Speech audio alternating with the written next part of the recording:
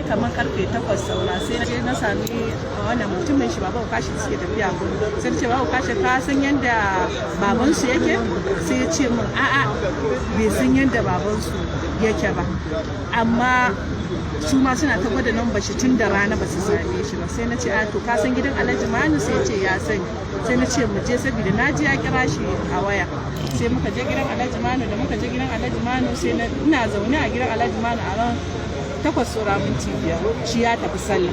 sai ga kiransu sun kira ni a waya sun ce na san me wannan number da number wayar mijina sai suka kira sun ce a ni da mijina na san number shi mai sai suka ce mun to su suka kidnapping din shi na san hanyar Fambeguwa nan Kaduna sai na ce ban sani ba sai suka ce min kin san yanayin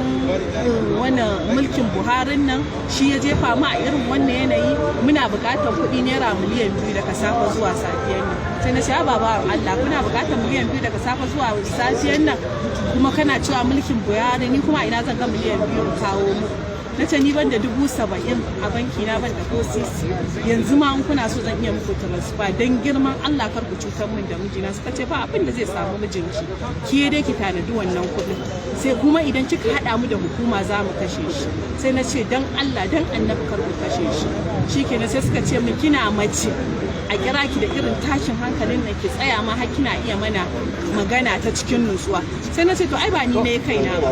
Allah shi ya halicce ni kuma shi ya halicce mijina idan kaddara ajalin shi yana hannun ku ba isan dakatar da Allah muke shi ba haka kuma idan kaddarar ajalin shi baya hannun ku duk bala'i duk masifa ba ku isa ku kashe shi ba na ce ni Allah ne mai yin komai ni ma da nake wayan nan Allah ya yi zan mutu kafin ku gama wayan nan zan iya mutuwa kuma da kuke wayan nan kafin ku gama wayan Allah ya kaddara ajalin ku ya sauka za ku iya mutuwa shikenan to mun gode da wannan wa'azin da kika mana ba za ki ƙara jin mu ba sai mun neme ki sai na ce to shikenan aka rinka cewa akai hukuma na ce sun ce idan aka kai hukuma za a kashe shi dan Allah kar akai hukuma aka bari up to 10 days 10 days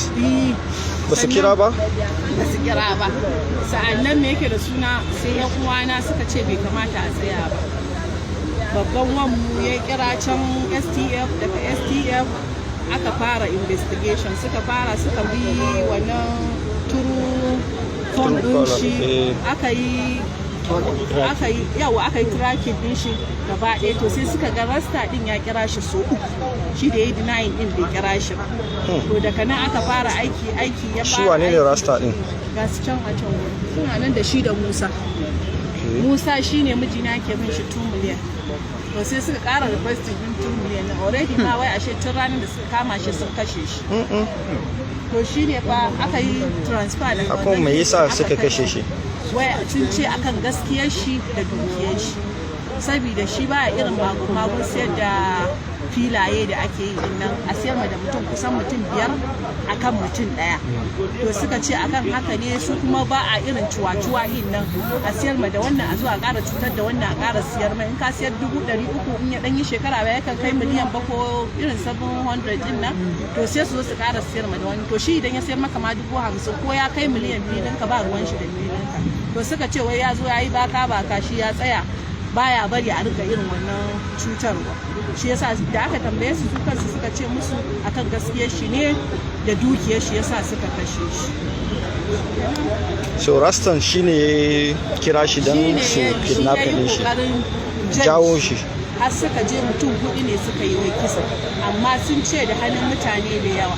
to yanzu mutum 2 aka kama wanda suka yi kisan da Rasta da Musa sauran biyun ba a same su to muna fatan rabbul izzati wanda ya halicci sammai 7 da ƙasai 7 shi yake busawa kowa numfashi da izininsa a cikin mulkinsa muna roƙon Allah da ya bayyana sauran kuma muna roƙon Allah ya ƙara dafa mu wa'annan ma'aikatan